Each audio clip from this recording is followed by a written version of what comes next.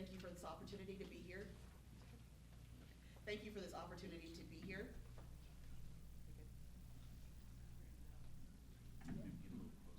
Thank you for this opportunity to be here. It's an honor to be standing in front of the citizens of the city of Killeen. My name is Jessica Gonzalez. I am from the city of Killeen, born and raised. My father retired military here, Alexander Holloman.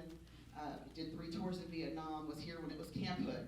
I grew up here on Kangaroo Avenue and graduated from Killeen High School as a kangaroo myself. My mother was one of the first African-American teachers at Parker Heights Elementary School, Mary Holloman, and so I'm proud to be a Killeenite. I'm very honored to be here, but one of the things that I want to share with you is the reason why I chose to do what I'm doing right now.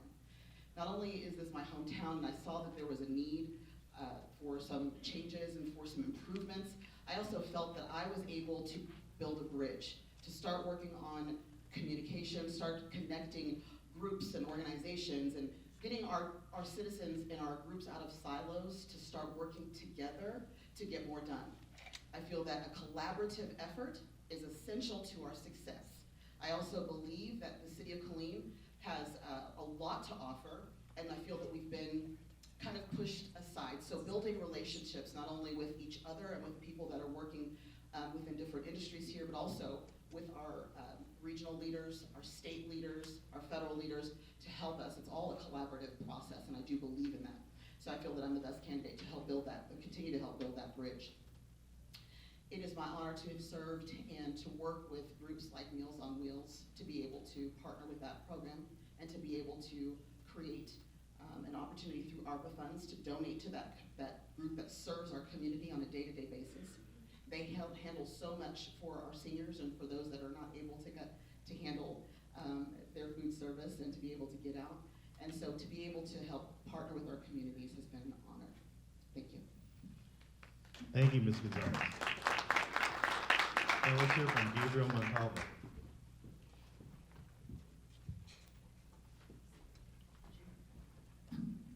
Good evening, everyone.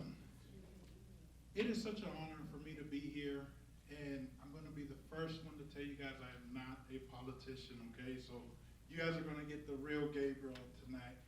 You know, the reason I gave a lot of thought to why I decided to run, and I had a speech prepared, I had all my notes, but the only thing that kept coming to my mind was my mom. My mom last year was diagnosed with Alzheimer's, and I began to travail how hard it is to get approved for so many programs, right? Or getting approved for Social Security and stuff like that. And I decided that I wanted to be, maybe I can't change the whole thing, but at least I can start somewhere. You know, I believe that in District 1 there's so much potential. There's untapped potential in District 1. And like I said, this is the first time I've ever done a political forum. Every time I've grabbed the mic, it's always been to preach in church. So you guys might get a little bit of the preacher here. So, you know, who is Gabriel Montalvo? I'm a person that believes in helping people. And not just saying it, but truly meaning it. You know, I don't know all the answers, you know, but I do believe that God has called us together and we are better together. Amen. I'm the first Hispanic candidate to ever run for this seat. Y quería decirle algo a todos que viven aquí en la ciudad de Killeen. Soy el primer hispano en correr para esta posición. Yo creo en la diferencia. Yo creo en ayudando al ser humano. Thank you guys so much for the opportunity to be here. My name is Gabriel Montalvo, and I'm excited to be running. Thank you, Mr. Montalvo. Now we'll move on to District 2 and Rockland Adams. Good evening, everyone. I always find that whenever I get in front of the mic, I get a little nervous, and I done spoke, I don't know how many, I'm not a preacher, so you don't have to worry about me having a mic. And although I do have a tendency to preach sometimes, I don't know from what gospel though. I was born and raised in Washington, D.C. The Army decided to make this my first duty station as a commissioned officer in the Military Police Corps. So I came here in 2000. I served 89th Infantry Brigade, and I was the ops officer for the military police station. And if you don't vote for me, it's because I was the one that caused traffic on September 11th when we closed the gate. I probably shouldn't have told you that, but it's the truth. And that was one of the most interesting experiences I've had to deal with since first coming into the Army, especially as an officer. We deployed, I came back, and then got assigned here in 2013. At that point, I started planning routes and decided I was going to stay. So when I retired in 2017, I decided to make Killeen my home. I've always believed that you should have community to God, community to your country, community to your community, and community to your family. And running for the District 2 City Council seat, that is still my mindset. Martin Luther King said everyone can be great because everyone can serve. I believe that by serving, I get a type of self-fulfillment from helping people. I'm running because I want to represent the community. I want to represent your issues on the city council. I want to make a difference. You know, you hear people complain and talk about it, but I didn't want to just talk about it, I wanted to be about it. I wanted to bring fresh ideas, and I'm not the youngest person up here. I'm not even the youngest person on city council, but I still got a young mind, and I have some bright ideas that a little bit fresh to bring to our city. So I hope to serve the public, if you give me a chance, and I hope to serve you well. Thank you. Thank you, Mr. Adams. Mr. Solomon.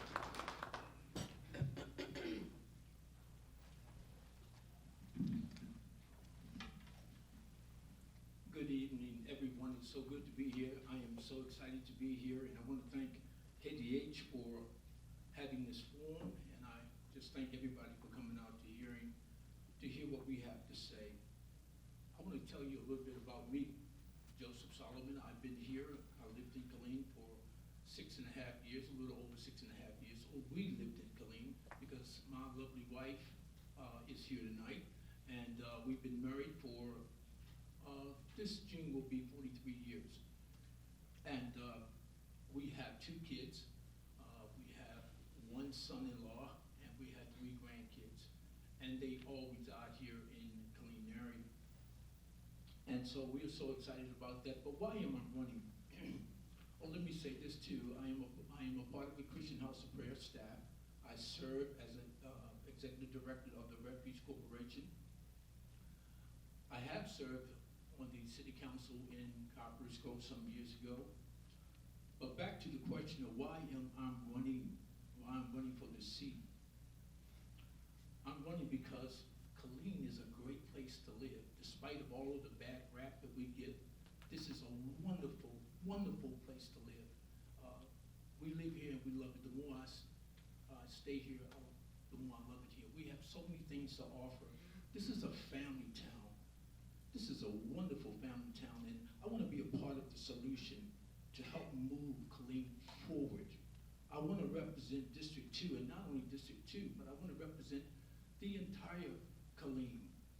I believe that a city council member, he or she should be engaged in what he or she does. He should be engaged with the community, engaged with the people. Because the council members are representatives of the people. They're from the people, and they ought to be accountable to the people. And that's what I believe. We ought to be able to engage. And when I say engage, I mean that we should be able to listen and have ears to hear and go back and tell them why we voted the way we voted, and be so transparent with the citizens.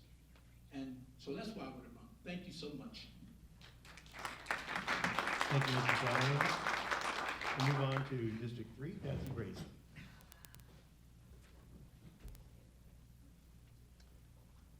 Good afternoon, Killeen citizens. It is my pleasure to stand here as your potential councilman for District 3. I'm just going to briefly go over some things that are on my format and what I intend to provide for District 3. I will delegate at least 6 hours per week to discuss the residents' needs, reflect on obligations, and responsibilities involved in that district, accept the financial obligations, and as steward of your tax money, I will follow state, federal, and all local laws on the city, assuming they're followed according to established laws. Always be transparent and accountable to you as a citizen. Support and promote the infrastructure to improve job training and public education. Aid residents and assist the police department in reducing the crime in the city. Do monthly town hall meetings with potluck. Everybody loves potlucks. If you bring people in and feed them, they'll show up. And just being there for your questions and asking, promoting District 3 as safe and a health place to call home. I am your woman, Patsy Bracy, District 3 candidate. Not just talk, but walk the talk. Thank you, Ms. Bracy. Nina Cobb.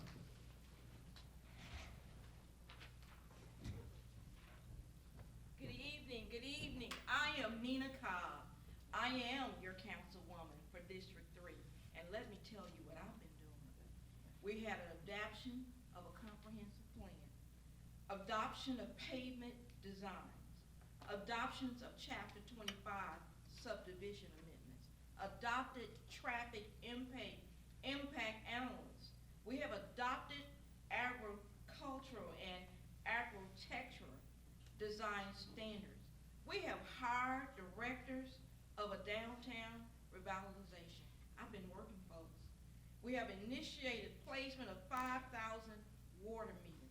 We have completed construction for over 1.5 million gallons from an elevated tank.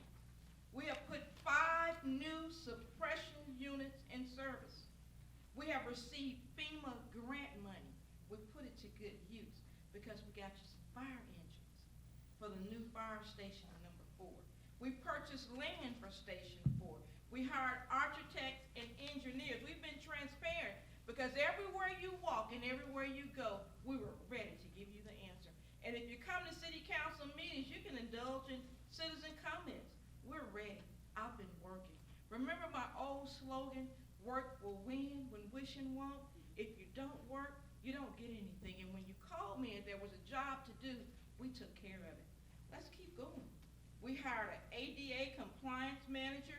We began phase 1 of ADA transitions plans. We hired a new KAC manager.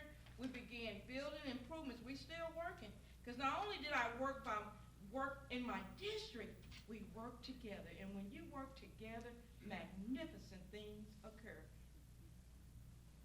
We received clean audits from our external auditors. We've had so much. I advise you to take a look again at Nina Cobb. We got some more stuff to do, folks. Thank you, Ms. Cobb. Now we're going to get to the questions. Question number 1. We're going to start with District 1, Mrs. Gonzalez.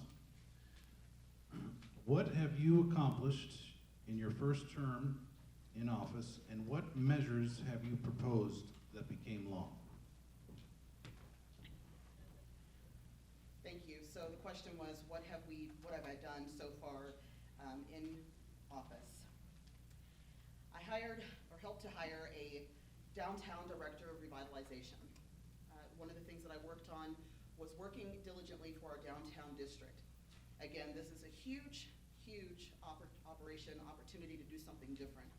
One of the primary things that I was fighting for was not to keep doing the same thing the same way and expecting a different outcome.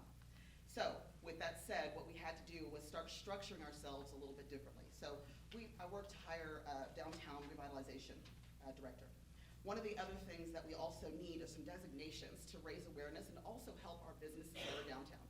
So what that means is our Main Street designation. It's a nationwide recognized organization that also has grant and educational opportunities for our local business owners. So it's also going to pour back into our citizens that are actually creating jobs and creating opportunities for the citizens that they serve. Another thing that I've done here is also put money into the parks. So we have lots of parks in District 1, but a lot of them were failing. We have lots of children in District 1, but it was hot to go on those slides, and it was, some of those things were not workable for some of those children, but we put a lot of money into the infrastructure to improve the area parks for our young people, just to name a few. There's a lot. We've done a lot in District 1. Thank you. Thank you.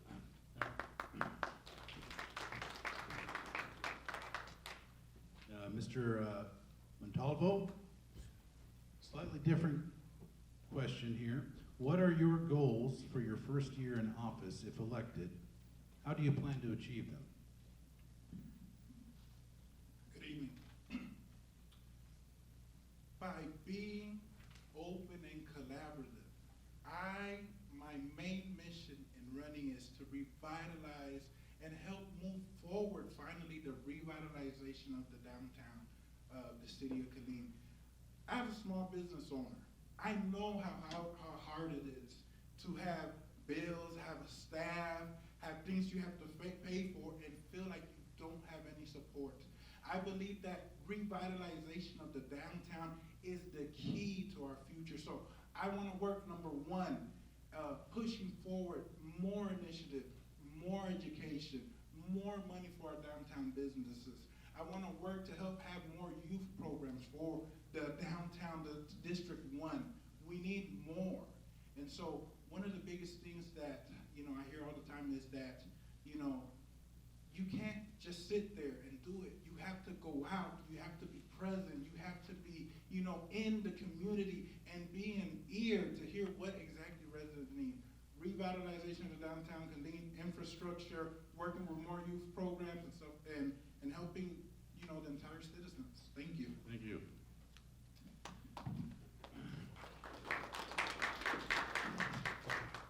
Okay, we're going to move on to District 2. Mr. Adams, what have you accomplished in your first term in office, and what measures have you proposed that became law?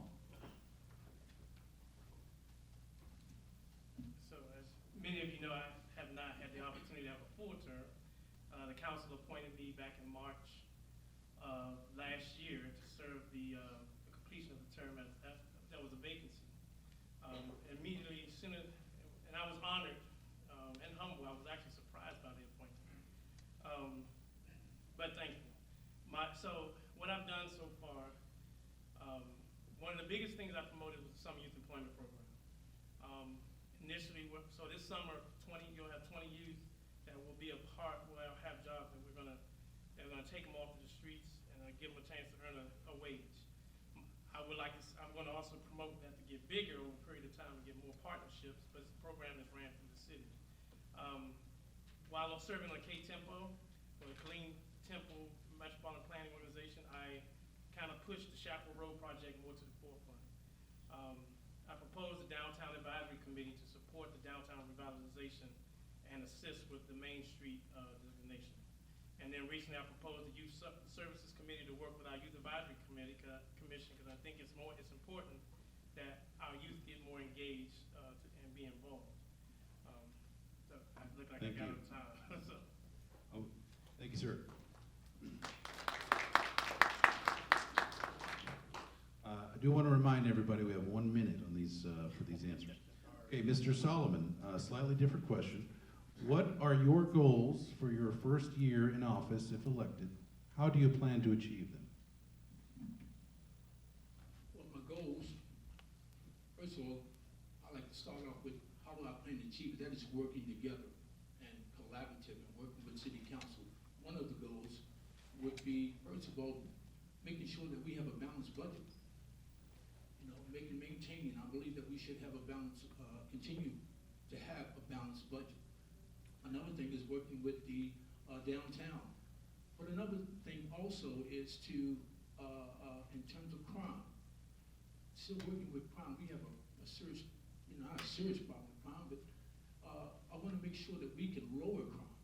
And how we can do that is coming together, making sure that we have adequate funding for our first responders, for our policemen, making sure that we retain and obtain obtain the sure that we have enough police on duty, and that's what I would like to do. I'd like to thank you. Thank you, sir. District 3, we're going to start with Mrs. Bracy. What are your goals for your first year in office if elected? How do you plan to achieve them? Yes, sir. I kind of gave an overview when I first came up here. But my first goal is getting Bob Gilmore Senior Center completed. I don't know how I'm going to accomplish it if I have to build it myself, I guess. I'm going to work with EDC. I want to see if we can form youth committees so we can get our children where they need to be, get them educated. And I want to assist the City Council and make sure that the work is done according to the city ordinance. I want to alert all the district in my district of what's going on. I will have weekly reviews of the City Council meeting with them to let them know what has been discussed so they will be able to understand it. Because a lot of times you sit at home and you really don't see what's really going on. So if somebody would sit down and tell you what really happened, it's more absorbing. How am I going to solve this? I'm going to work with the citizens. I'm going to work with the department heads, with the City Council, and with the city manager. Thank you, ma'am. Mrs. Kopp, what have you accomplished in your first term in office, and what measures have you proposed that became law? I am so excited you asked me that, because my major thing that I've accomplished is helping getting some of those youth off the street. Because on Saturday morning, we have ADA and we have kids who participate in athletic events. Through our author funds and too many fundings, we have enabled over 5 organizations or more so that they do not have to have kids running in between traffic and receiving funding. The second one is a very special one too, and it's the maintenance facility. If you've noticed that our maintenance facility that we have workers working in have no air, has no heat, and I couldn't understand, why are we working there? And that's, oh, that yellow car comes fast. But why are they working there to make our city beautiful, and they're sitting with no air and no heat? Well, I'm happy to say in our future projects that maintenance facility will be taken care of. When we have people who serve and work in this city, we got to take care of them. And that's my goal always, to make sure that constituents are taken care of. Thank you, ma'am. Now we're moving on to our second question for our candidates, and it'll be starting with District 2, Mr. Adams. Killeen Police Chief Charles Kimball recently retired and is serving the city in an interim capacity. What are you looking for in a new police chief? And please name 3 qualifications. Thank you for the question. So a police chief for the city of Killeen with this unique structure and its relationship to the Great Place for it. A police chief that comes in need to deal with morale, is very innovative and have a background in civilian military interaction, because a lot of the interaction with police, even when I was in the role on the other side, dealing with KPD, Killeen Police, and the military police and civilian police. The innovation side, because I know there's new technologies for law enforcement, but even as it relates to innovation, also better ways to get citizens involved and taking ownership. Because in addition to that being like city council's responsibility, having a police chief that can connect with people to get them more involved and take ownership so that crime does not exist. You prevent crime in the neighborhoods. It's almost the broken window rule, a law that New York and other places had, that if people take care of their neighborhoods, then less likely the criminal element will want to come in. So that police chief needs to be innovative, be able to deal with the personnel issues, namely with morale, and have a relationship with, have a good civilian military experience. Thank you. Thank you, Mr. Adams. Mr. Solomon, a slightly different question for you. How would you envision an ideal relationship between the council and the new police chief, and what would you do to encourage better relations between the police department and the public? Could you repeat that question again? Sure. How would you envision an ideal relationship between the council and the new police chief? And what would you do to encourage better relations between the police department and the public? I think the ideal relationship is having communication and having collaboration. And I believe that we need a police chief that would, similar to our Chief Kimball in terms of communication. He's a motivator, and he's worked together not only with the with the department, but also with the council. And so I believe it's more that we need to have in terms of communication and working together in collaboration. Thank you. Thank you. On to District 3, Mrs. Bracy, same question. How would you envision an ideal relationship between the council and the new chief? And what would you do to encourage better relations between the police department and the public? I think the President City Council has had a very good relationship with Chief Kimball. And I hope whoever comes in and assumes that position will assume that relationship with them. That person that does that is gonna have to be dedicated to the city like the chief was.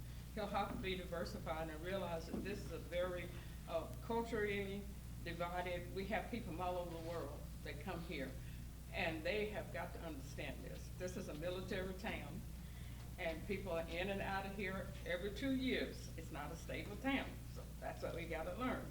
And that's what he's gonna have to understand. By him being prime military, I think that's why he was able to function as well as he did. We want to educate our citizens about crime. Why is it happening? Get them involved in the Killeen Citizens Academy. I have gone to that. It is very, very informative, and everybody needs to have the opportunity to go there and get the youth into the police cadet program. Thank you, Mr. Bracy. Mrs. Cobb, we go back to the first question for you. What are you looking for in a new police chief? And please name 3 qualifications. What am I looking for in a police chief? First, he's got to be able to communicate. Second, we've got to involve our community, not only in the programs that we have, but involve them in the programs that our police chief have. You know, sometimes we just need to initiate communication with our community and with our district to let our chief and our community be interpersonable. And third, integrity. Chief Kimball is a man of integrity, and he has worked hard in our city. And I have to give him his props on that. He works hard. We're not gonna stop. We're not gonna know every time there's a crime issue. We're not gonna know what's happening, but what we can do is that we can put corrective means in place. And that is what our council does, that is what our chief does, and that is what our police department do. We put corrective actions in place so that our city will be safe. Thank you, Mrs. Cobb. Now we go back to District 1, Mrs. Gonzalez. What are you looking for in a new police chief? And again, please name 3 qualifications. Thank you. For the police chief, it's going to be very important that they are a clear, concise communicator. This person, he or she, needs to be an out-of-the-box thinker. They need to be community-focused and understand that we are a diverse community, but in order to not only bring the force together, they also need to create a presence that is peaceful and unifying within our community. As we know what's going on all around the world, recruitment issues and challenges that they're facing, this person is going to have to be a unifier. It's going to be most important that they are a unifier. And to be able to understand that coming into this diverse community, coming into our city, we're going to require that they be able to, again, thinking outside the box, creating community programs, partnering with organizations. We've got some great programs that are in place, a new task force downtown. We need that enhanced. So being able to come up with those creative concepts to help our citizens feel safe, to create programs that are actually going to work, and then implement those changes. Thank you. Thank you, Ms. Gonzalez. Mr. Montalvo, you have the last word on this question. We go back to the other one. How would you envision an ideal relationship between the council and the new chief? And what would you do to encourage better relations between the police department and the general public? I believe the key here is, what is the vision of the council? I think that the person or the next police chief that, you know, is selected for the position is someone that carries the vision of the Killeen City Council. What is that vision? Better policing, but better yet, community policing. One of the things that I admire so much about Chief Kimball is that he, for the first time, it was the first time I actually saw a police chief that actually cared about, you know, being present in the communities. Every time, you know, I log in and watch the news or see anything, I always see that the police has a presence. The next police chief has to be someone that can carry the mantle of responsibility to care for people, to be out in the community, to be loving. We need to have, the city council has to have an open and honest and frank relationship with the new incoming chief. Thank you. Thank you, Mr. Gonzalez. Now we're going to move on to our third question of the night. We're going to start with District 3, Mrs. Bracy. If elected, how would you work to ensure the city council is transparent and accountable to the public?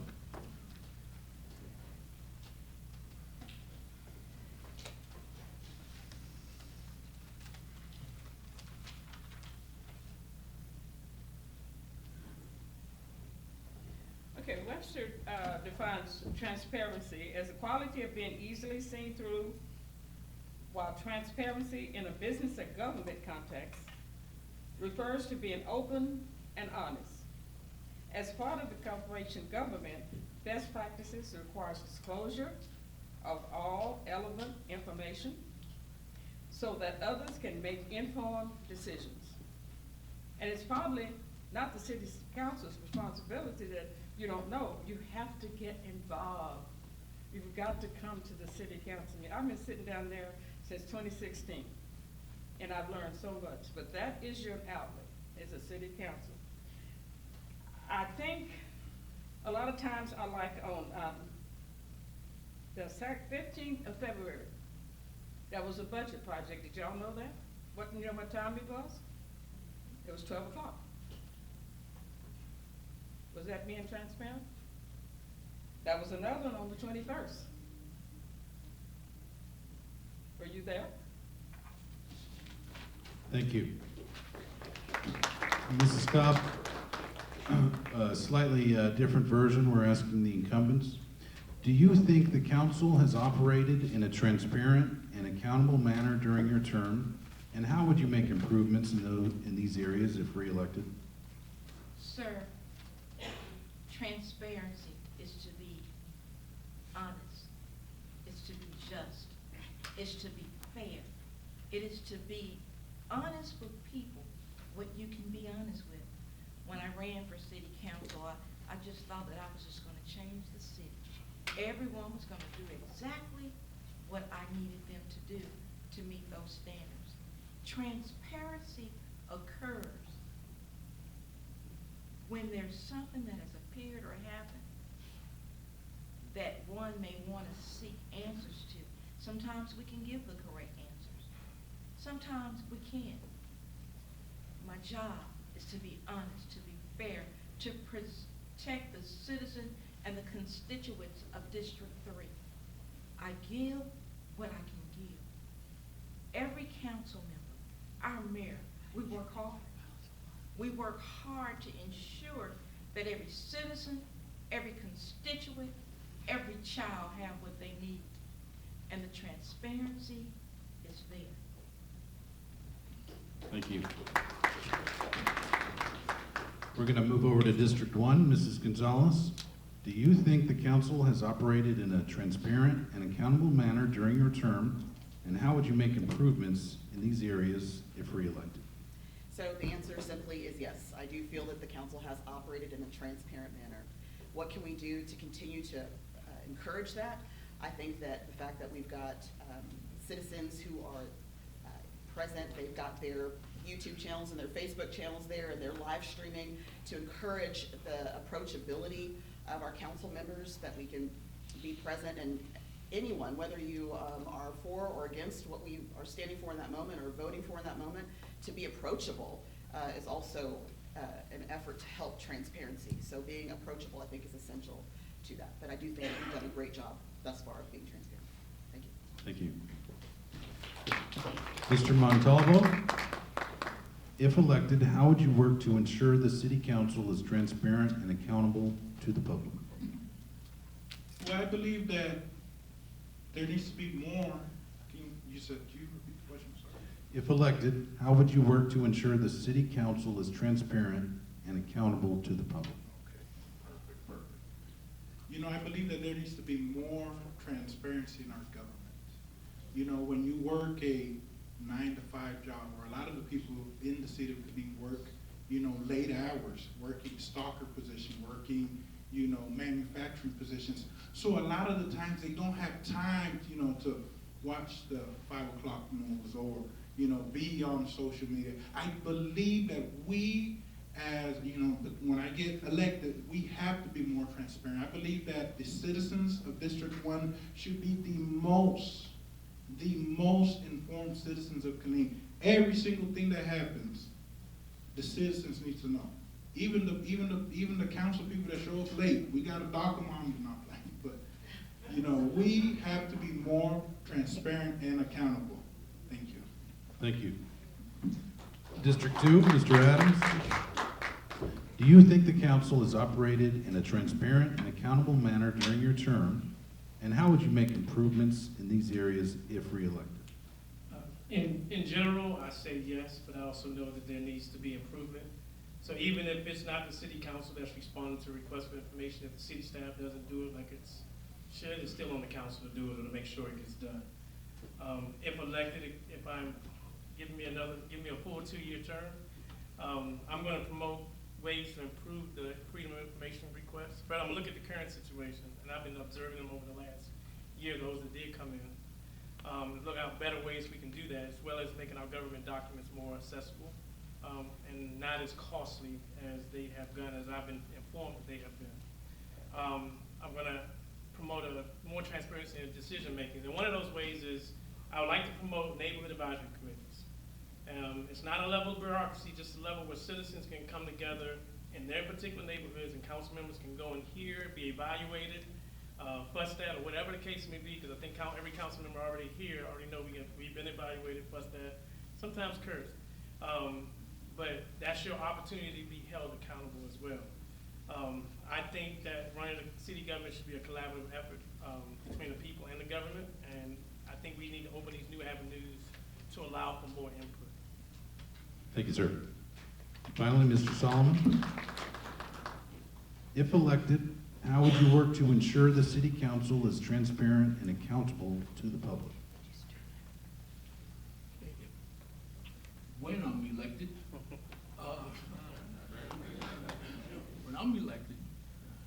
I have already planned to hold monthly meetings in District 2 so that we could, and be available to the public.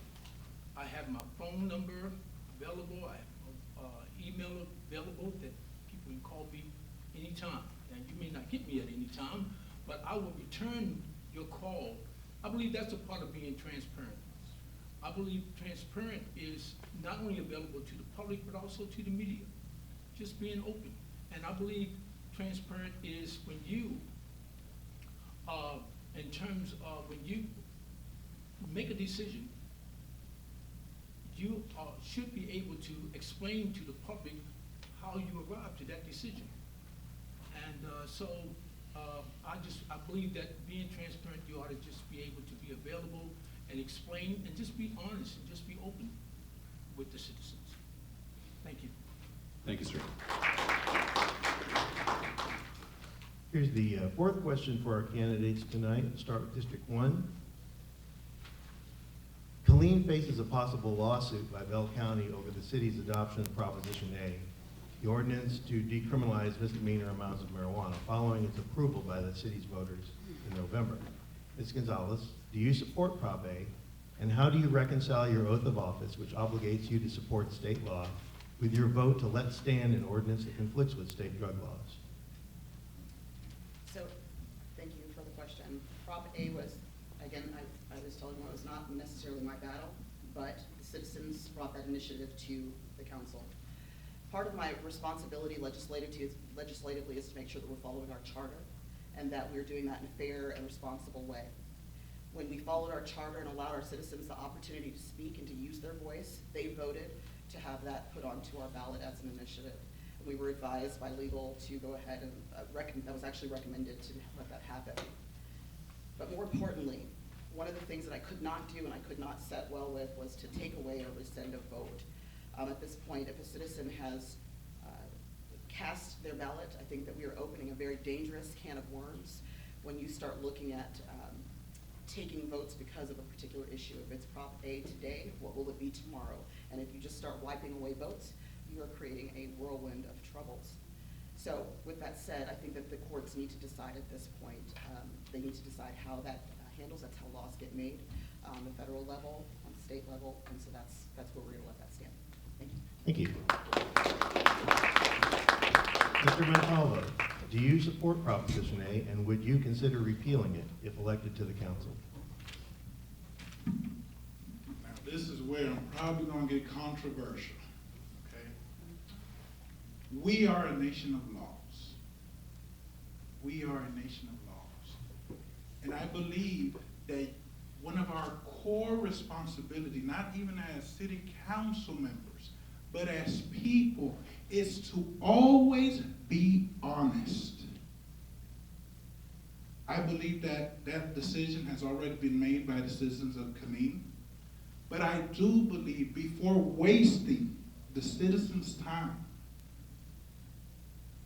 that decision should have been made by the court system. And we are a nation of laws, and we have to follow the laws. Thank you.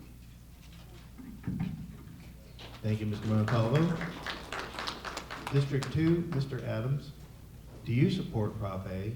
You signed the petition before you were appointed to the council, if I'm not mistaken. How do you reconcile your oath of office, which obligates you to support state law, with your vote to let stand the ordinance that conflicts with state drug laws? Proposition 8 brought the conversation to the table. Whether, I did sign it before I got on council. When the ordinance came before council to decline it, so it goes to the ballot, I voted to put it to the ballot. On an organization chart, the people at the top of the chart, and then there's the city council. If 70% of the voters say we want this, they voted for it. It was not the council's place to say no when the people have already voted to do it. Let me point out that Prop A is not the biggest issue in Killeen, and I still think that we created more of a fuss about it than was absolutely necessary. Dealing with crime, economic development, jobs and housing were more important, I believe. I do believe that it's a state issue, it's a state law, and I hope the legislature deal with it like they should, so that we can go forward from this point on. No comments on the potential lawsuit, because again, it's a lawsuit. But again, the people spoke. It was not the council's place to change the mind of what the people. They tell us what they want, and I do hold my oath. And I don't think allowing it in the books caused me to violate my oath. Thank you. Mr. Solomon, do you support Prop A, and would you consider repealing it if elected to the council?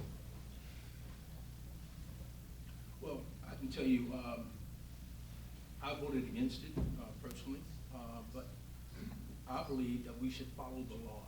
It's just following the law. Follow the law. And I believe that we could have, probably could have voted this if we, again, this goes back to transparency. In terms of being able to tell the citizens, being clear, educating the citizens, telling them exactly that in terms of the state law, in terms of our charter. And, but I believe that we ought to follow the law. You respect the citizens' vote, but you also really, the law comes first. Thank you. Thank you. On to District 3, Ms. Bracy, same question. Do you support Prop A, and would you consider repealing it if elected to the council? I'm probably gonna lose a lot of friends when I sit down. This is an issue that has blindsided citizens. 70% of the signatures on that ballot thought it was legalizing marijuana. They were told that this was being designed to keep black young men and Hispanic men out of jail. The city council had no choice to put it on the ballot because of the Texas regulations that if you receive certain number of signatures, it has to go on the ballot. Maybe the wrong person's being sued. Maybe that's what's happening. But I'm sorry, I went into depth and looked at this, and I just can't, I can't go against the law. I'm a registered nurse, and I can't approve anything like this, because what we should be concerned of these vapors that our children are taking, that's a derivative of marijuana, and it hardens the lungs. It causes the lungs to freeze. So do you want your kids smoking marijuana, or do you want them using the vapor?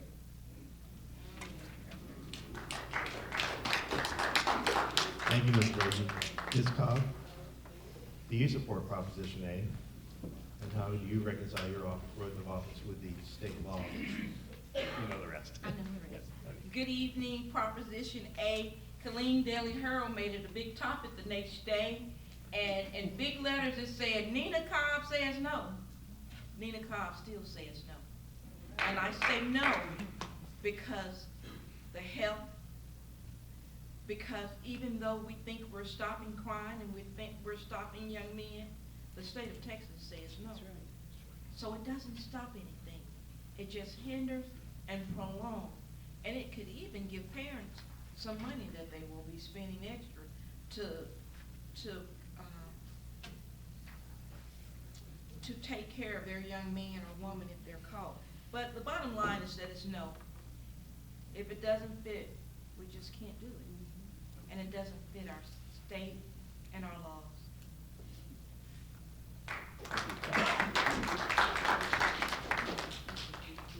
We're going to move on to the fifth question. Crime is the topic. I do want to remind the candidates, when you're speaking, to stay directly behind the podium. Don't go off to the side. We're recording this and you get out of frame if you do that. We're going to start with District 2. Mr. Adams. How would you describe the severity of crime in Killeen, and how do you plan to address it? As I mentioned earlier, I grew up in Washington, D.C. At 18, when I finally graduated, I took a deep breath and said, thank you, God, because I watched people that were my age get killed. I watched them. I knew of people that went to elementary and junior high school be killed because of drugs, gang violence. There is a cusp of that here in Killeen, and I think we are right there at the precipice when we can decide to shift it in a different direction.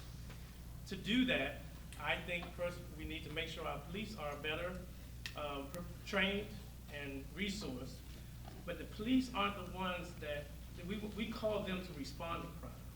I think we need to educate our citizens, and like I mentioned before, that if we promote the neighborhood watch, neighborhood advisory committee, get our youth involved, keep our seniors engaged, I think, and create a unified Killeen, that we can address crime here. 23 murders in last year, I think we could have gotten away with, we should have had any.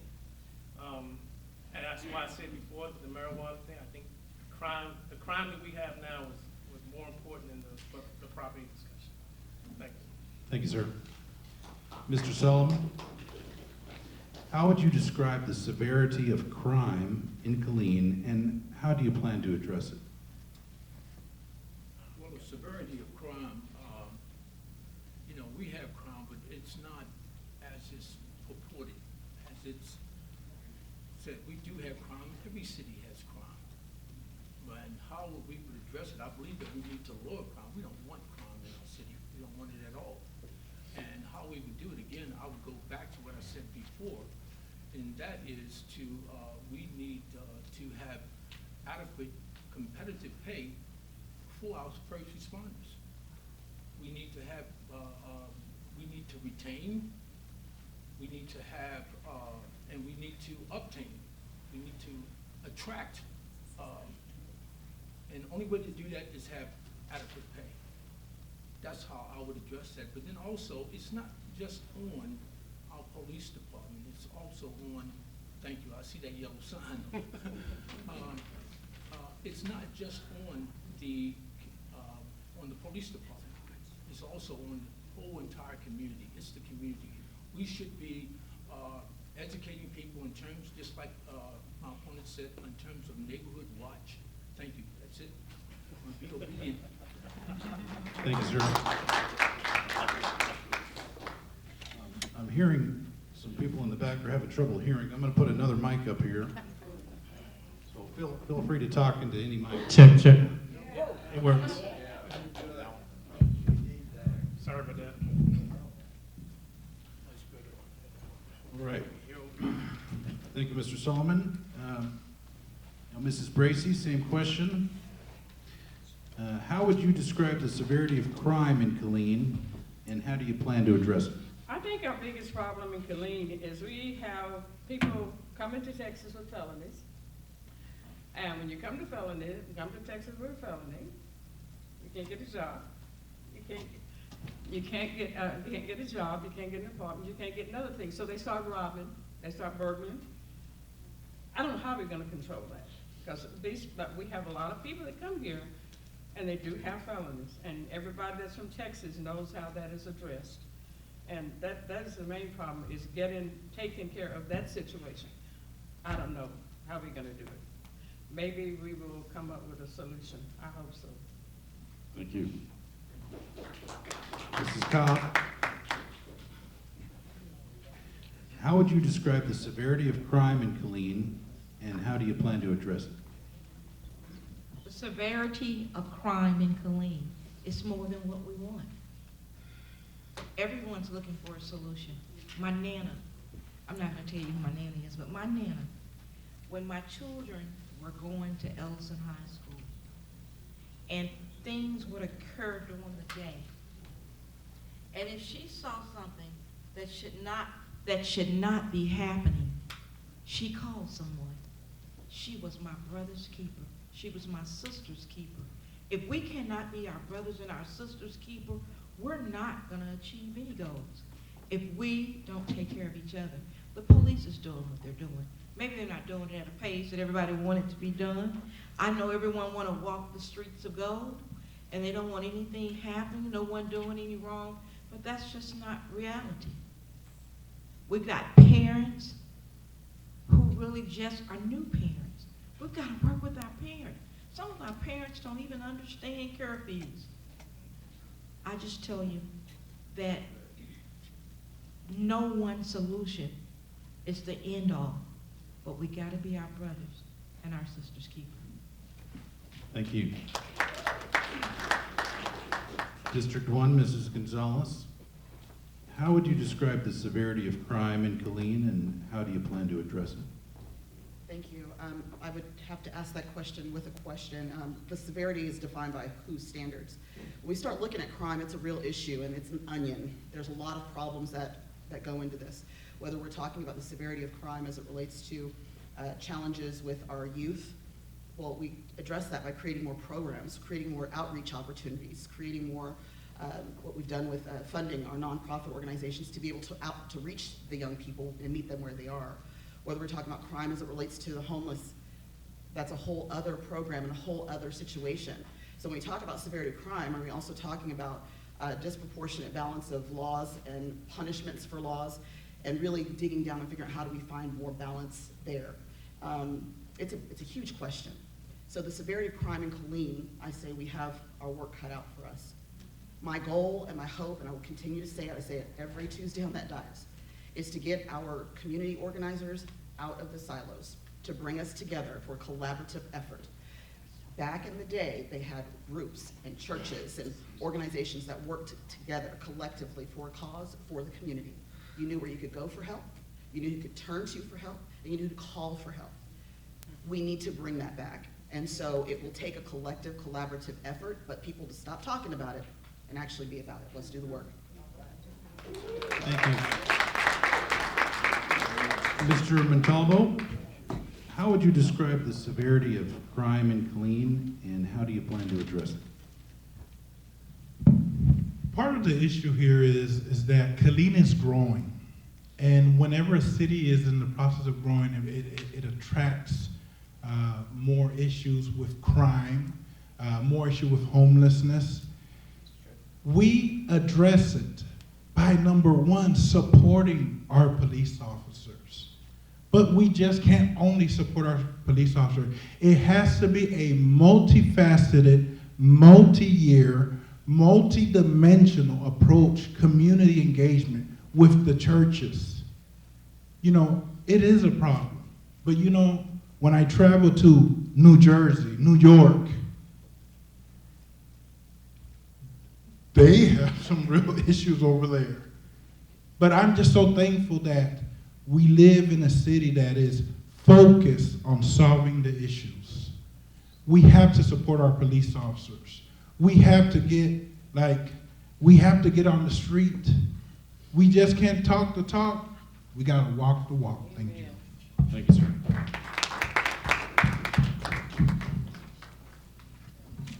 Moving on to our sixth question for the candidates, and we'll be starting with District 3 this time. There's been a lot of talk at City Hall about the need to build a new City Hall.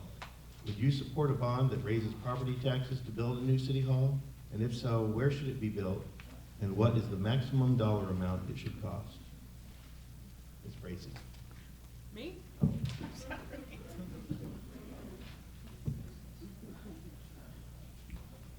That's a tough one. I see all these empty buildings downtown. I went into the IT building today where they do the maps. You should see how they have renovated that building. Why can't we do that? Are they gonna move into the City Hall too? I don't think this should put this on the backs of the citizens, because you're gonna have to pay for this. It's gonna be added back to your taxes. And no, I don't think you need a new City Hall. Thank you. Mrs. Cobb, same question. Do we need a new City Hall? We always need something new. Everyone wants something new. However, in this case, I think that we're gonna have to be subjective with this. We're gonna have to look around our county. We have to see what we need. And you know that wonderful 2-page list that I told you of all the accomplishments? Well, you need money to make those accomplishments. We got, again, that maintenance facility that has no air or no heat, and we've got over 200 persons working out there. We got so much that we have to take care of. If we can hold off for a little while, and this just is my belief, and we got fellow councilmen to take care of our needs, we'll get our wants. We'll work and we'll get them. So my answer to you tonight is no, I don't believe that we should build a City Hall at this time. Do we need a City Hall in the future? Yes, we do.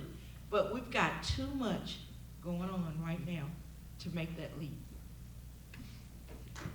Thank you, Ms. Cobb. Ms. Gonzalez.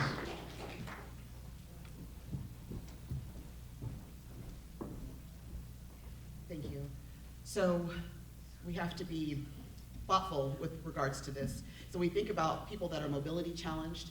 We think about how our city right now is structured and spread out all across the city of Killeen. I think centralizing your services creates an opportunity for people to be able to have easy access to their governmental services. To Mrs. Cobb's point, we have people that are in buildings that are defunct, that are falling apart, and of course, yes, something new is not just something new and shiny, but this is something new that will allow our city to connect, to be able to centralize, to be able to allow our citizens to have ease of access. Right. How are we gonna do it? We don't know yet. We're doing our due diligence to investigate that. That's huge, right? So we need to identify how much is it gonna cost. We need to find out, is this something that is reasonable? And then if it is, and we figure out that it's something that we can do, then we'll take it to the citizens and say, this is our case, this is why we feel the way we feel, do you support this? And the citizens will ultimately decide. Thank you. Thank you, Ms. Gonzalez. Mr. Montalvo.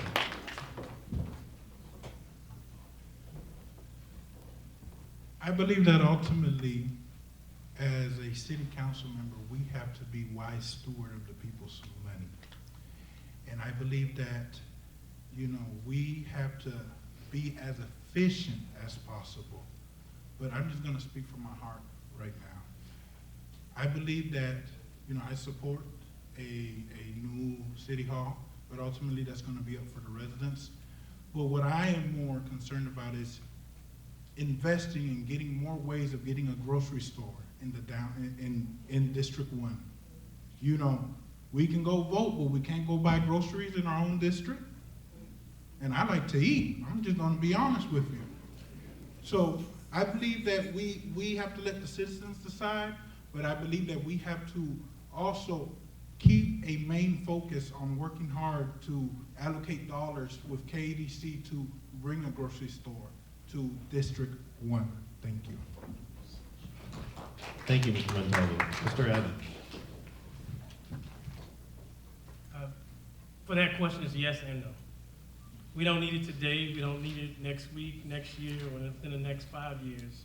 But with that bond, that as well as all the other projects, when we first started talking about it, I said we need to make sure we posture ourselves for our future, whether those bond projects, be it the city hall or anything else from there, it needs to focus on what Killeen will look like 10 to 20 years down the line, when it's no longer us asking the questions or answering the questions. The current city hall, I would rather not spend too much more money maintaining it. But in the condition it is now, it's usable. But eventually, when it starts falling down, then you're gonna be complaining to that city council, and they're gonna be saying, why didn't we fix it?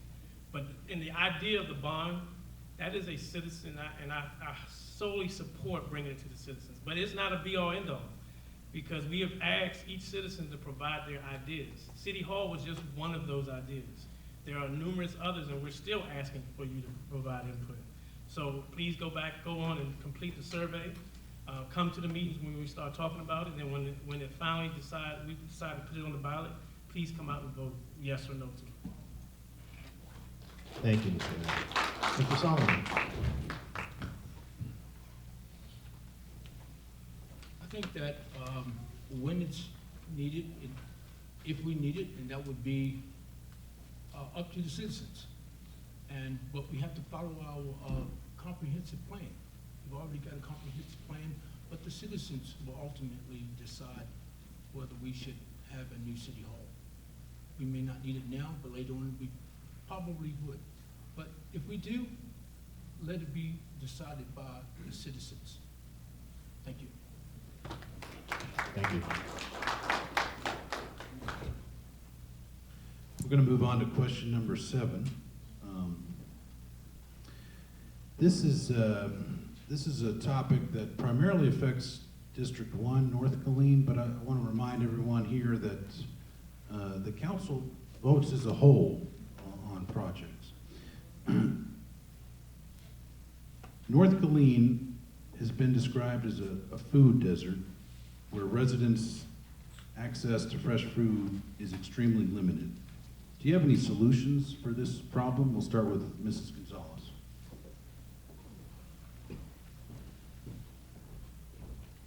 Do I have any solutions? Yes, yes, and yes.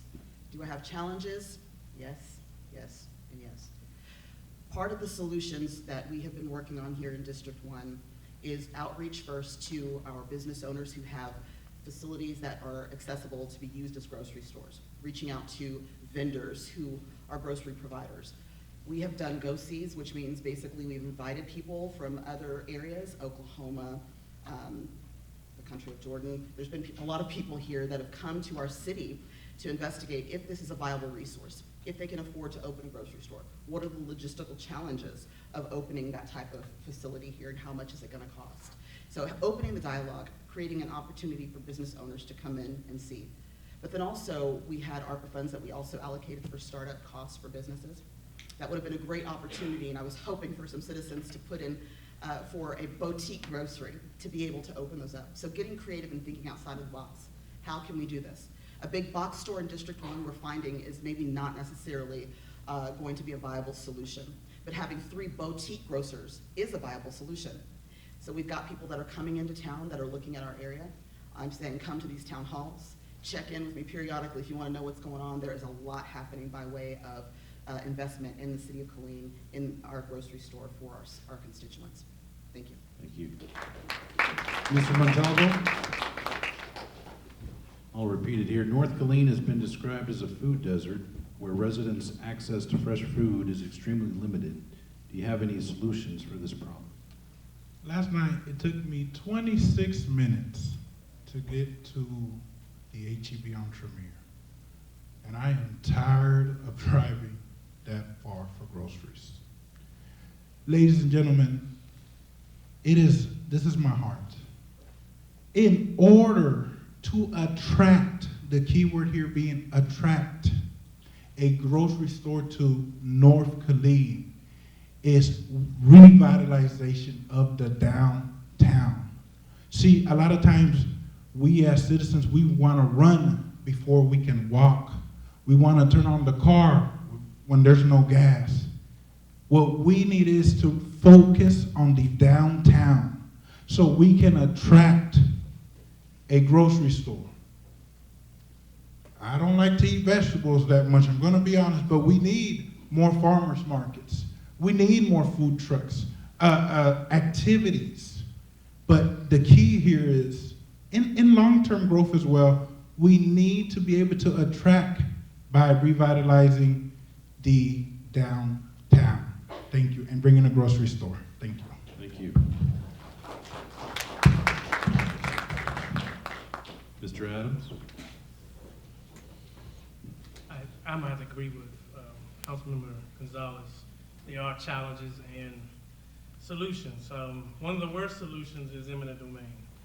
And we've seen how that is a bad idea, and that's something that has been proposed to me. We won't get a grocery store within the next 2, 3, 4, even 5 to 10 years if we decided to do that. However, I believe that until we get a grocery store, I agree with Ms. Montalvo and Ms. Gonzalez, boutique grocery stores, food trucks, farmers markets, and there's a couple of community organizations that have done community gardens where you can come out and grow your own food to help with that situation. But also, if we had an improved transit system as a backup, maybe if you, and I hate to say this, but if you are able to catch a bus, and I'm sorry if it takes a little bit too long to come over to District 2 to get groceries, but that is an alternative. So there are solutions, and then there are a few grocery stores that are downtown now, and we just need to promote those as well because they don't look like a grocery store that people will want to go to. So we definitely need to address all of those solutions, but stay away from that first one that I did mention because it's a bad word here in Killeen. Thank you. Thank you. Mr. Solomon? Well, it's down my alley. One of the things that we do to try to provide relief with the refuge, we have a mobile food pantry that we schedule up there. We've been to Westwood, we've been to the East, well, it's not Westwood now, but the church that's there, we've been there. And we try to, it's a sad situation, it really is. Thousands of people that have to come 20 minutes, like he said, 20 minutes, 10, 15 miles to get groceries. I think that we need to work and work until we find a solution. Whatever it is, we need to find a solution. You have nonprofits that's up there, not only a refuge, but you have, I believe, a Blessing on the Block. They're trying to bring relief there as well. And so I think that we do need to find a permanent solution for the North Killeen because they really need a supermarket up there. Thank you. Thank you, sir. Mrs. Bracy?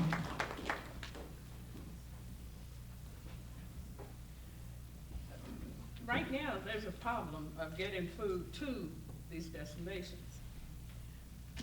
Once upon a time, the food bank was giving out food every week. Now they give it out once a week. And it is very limited. They have one over at the YMCA. That's the first Thursday of each month from 7 to 5. And it's because they don't have people that want to drive the trucks. Nobody wants to work.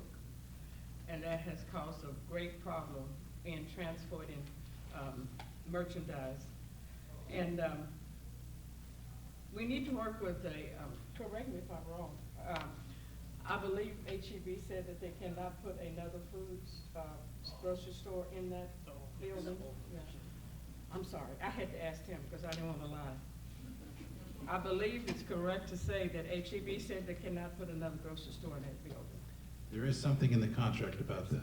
Sir? There is something in the contract about that. Yes, and that's called. The well, old, reason- the old HEB. Yeah, the reason why they closed is because the patrons were still in their merchandise, and you can't run a business like that. Thank you. Mrs. Cobb. Our grocery stores, man, that's a big topic. It's a big topic anytime we think that someone is hungry, then it's a topic. But you cannot make anyone put their business where they don't want it. I don't care who's hungry. I don't care if the lights are going out. I don't care if we don't have more transportation with IHOP. The incentives have to meet what we need.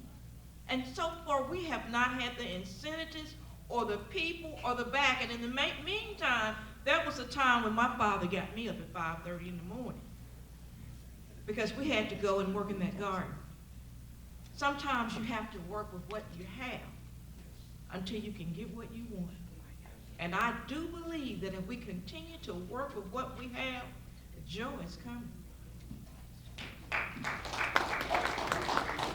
Thank you. I'm sorry, Ms. Cobb, I should have asked you to just stay up there, because Okay. we're about to start our 2-minute closing statements, and since we're going from the right this time, you get to go first. Well, I have been honored to serve District 3. I have been just, I have been fair, I have been honest, and I've given you what I got. That's all I can offer you.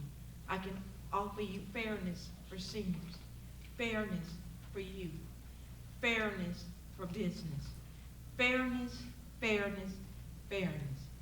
And that's all I can give you is my best. And once I give you my best, I'll strive for even more if I thought I could get it. But the point is that we need a good, safe community. I want everyone to have what I've had all my life. Good parents, good living, great education, and I believe that I even have a better future to come. We want medical care to be okay. Today we had a chance to go to Austin, and we looked at a lot of things when it came to medical care. Some of the programs, are they skipping our county? Sometimes it's just the willingness to want and help each other. When you see that a city, a town, or a family is lacking, it's okay to pray and step in and help. And if they don't want it, then you have to give it away. My job as your District 3 representative is to ensure that not only do you have a good quality life, that you work with me so that it can maintain and stay. We can't do quick. You know, again, when I ran for council, I just really thought that I was gonna go be this councilwoman and everything I had on my sheet of paper was gonna happen. Good lives, I was gonna call Aldi, they were gonna put a grocery store over there. Everything that I thought that I had on that sheet of paper, it was just gonna, amazingly, I was gonna pray, do half the work, and get everything done. But it doesn't work like that. We need you helping, we need you looking, we need you telling us of new ideas. I've heard of grocery stores I never knew existed. I want you to go out and look around you. Look at the USDA programs. Look at our AgriLife. Look at those programs that are out there that are meant to come to your churches and to your homes and to your schools to make things better. I need you to, I'm so sorry about that red carpet. I just got to finish because this means so much to me. You know, I'm sorry, Mr. Milliard, I'm just so sorry. But we need families in our schools. We need people who are neighborly. It's not about the money. It's not about councilwoman, God. It's not about having a title. It's about the compassionate that we have for one city, the compassionate of people. We've got to have some, folks. We're waiting and the patience and we're looking and we're doing all those good things. But I tell you, it started each one of our homes.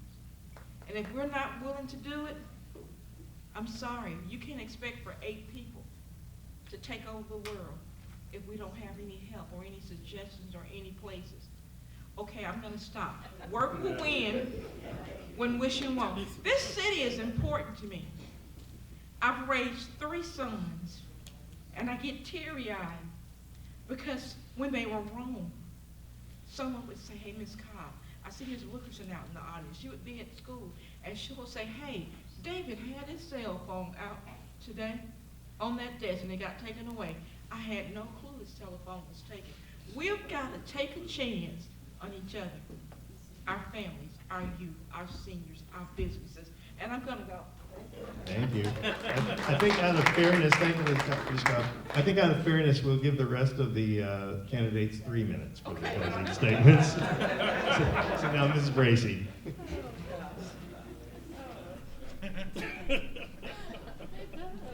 Well, as I stated earlier, can you hear me? Am I okay? No feedback? Okay, that I tell you what, when you call me, I'm gonna answer. You don't have to leave a message. My phone will always be open.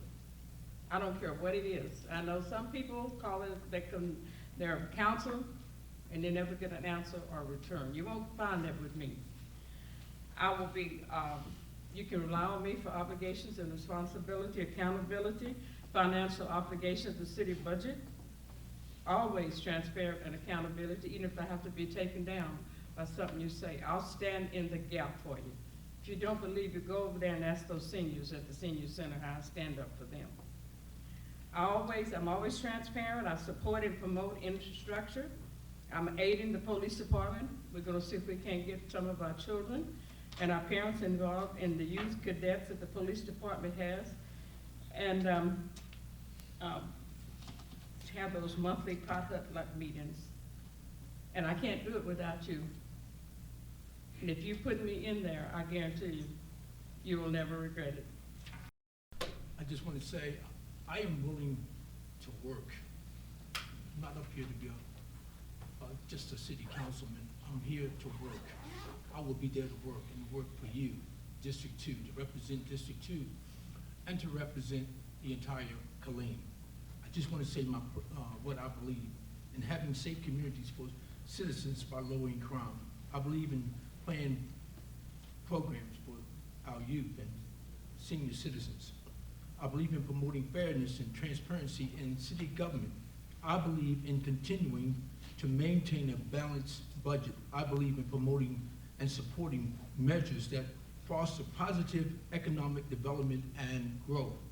I believe in adequate funding for our first responders. So you can go to district2.com. You can call me, but most of all, I'm asking for your vote. I humbly ask for your vote.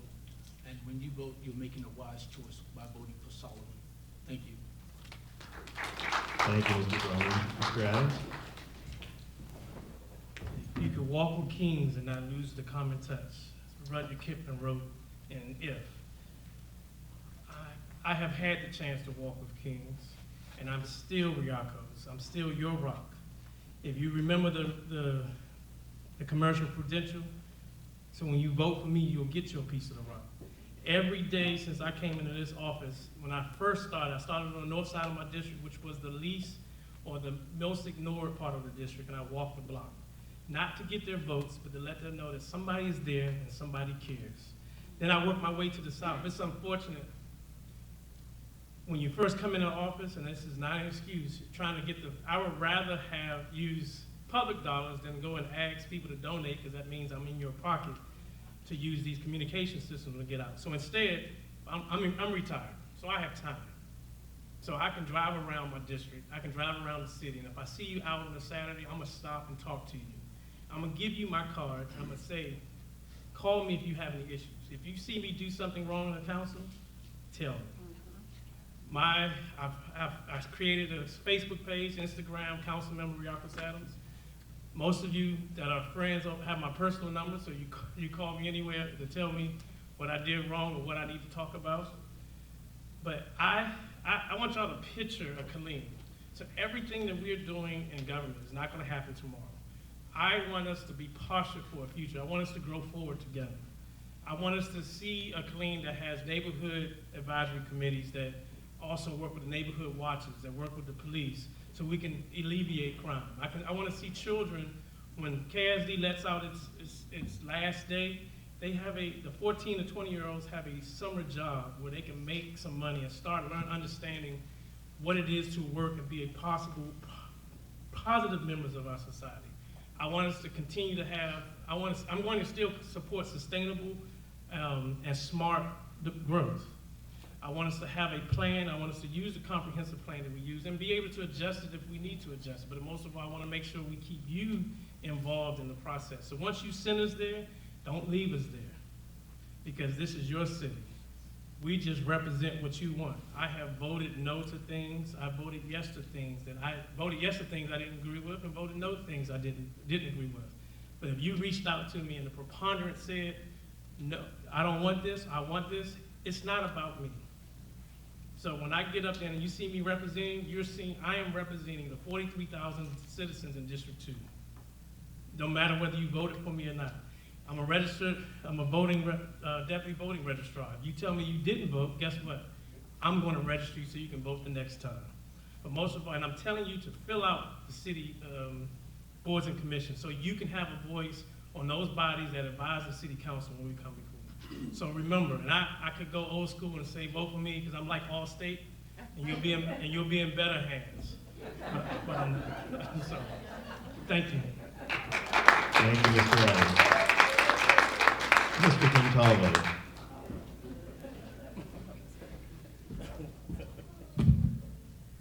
I want to tell you guys a story. Well, it's not a story, it's the truth. I was raised by a single mother. She worked 2 jobs. She was a CNA, worked nights, taking care of our elderly.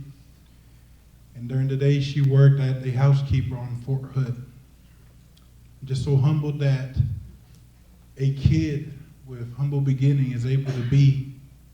This is like a dream come true for me right now.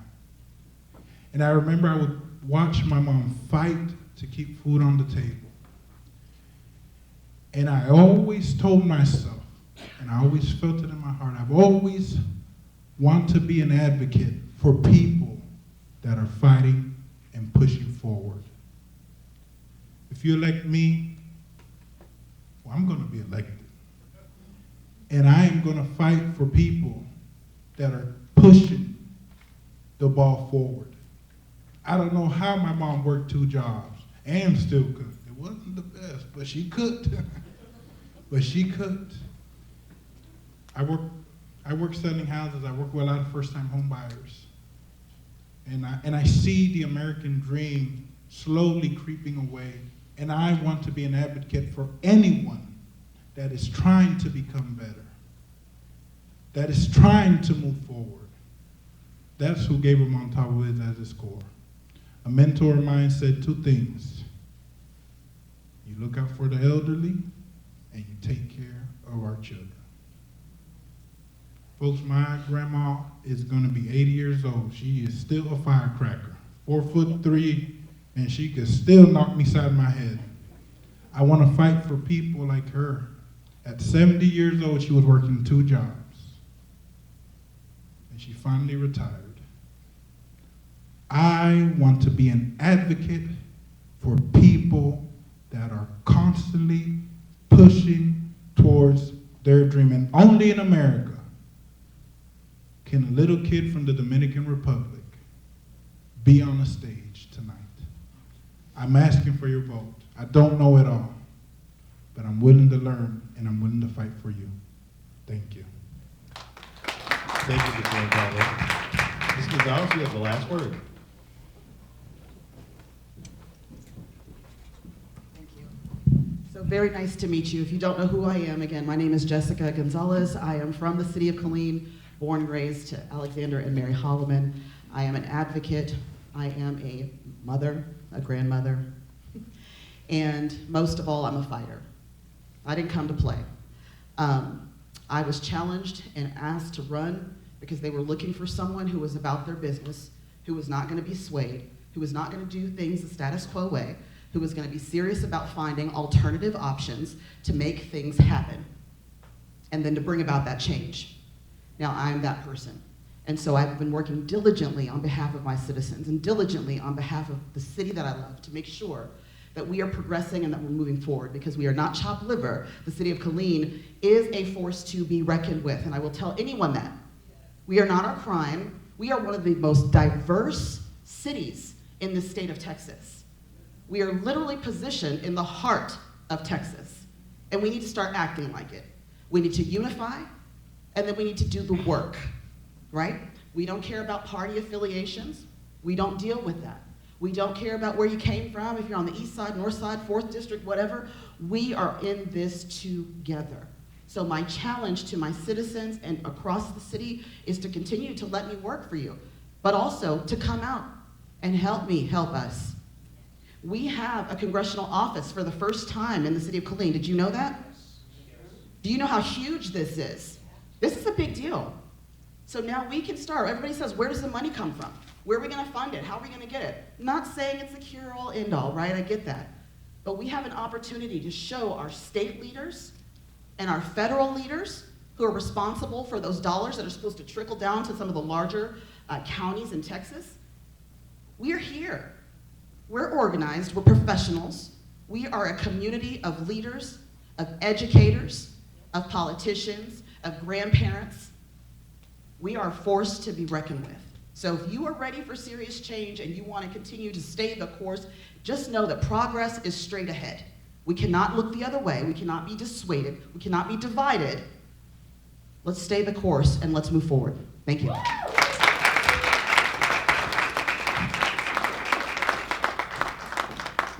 Thank you very much. This concludes our tonight's forum.